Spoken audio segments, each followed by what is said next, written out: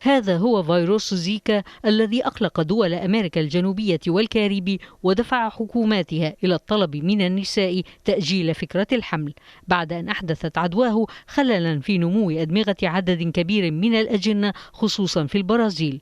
مشروع جديد تهدف من خلاله شركة روسية إلى التعريف بالفيروسات الخطرة، وقد استعانت بمصممي كمبيوتر للعمل تحت إشراف علماء وأطباء لتقديم تصاميم بمقاييس دقيقة لها.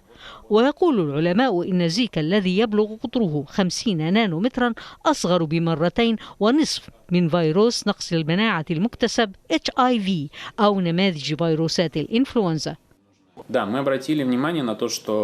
بدأنا نلاحظ أن الناس يعرفون أكثر عن كواكب المريخ والزهرة وزحل، وهي أشياء ليس لها تأثير مباشر على حياتنا، في حين أنهم يعلمون النزر اليسير عن هذه الفيروسات التي هي جزء من حياتنا وتسبب لنا كثيرا من الأمراض.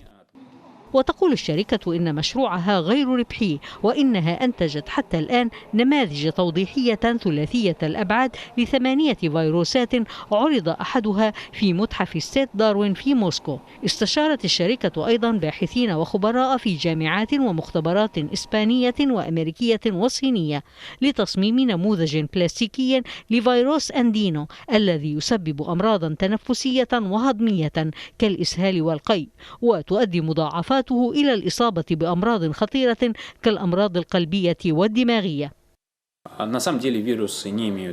في الواقع الفيروسات ليس لها لون، لكننا لوناها لتحديد جينات الفيروس وتفريقها عن العناصر التي أخذتها من الخلايا البشرية التي لوناها بالرماد، وبذلك نسهل فهم تكوين الفيروس. ويشدد فريق المصممين على أن وسائل إيضاحهم ثلاثية الأبعاد هي الأفضل للأبحاث العلمية، وهم يعتزمون الاستمرار في عملهم رغم صعوبته، حيث استغرق منهم تصميم فيروس HIV 7 أشهر.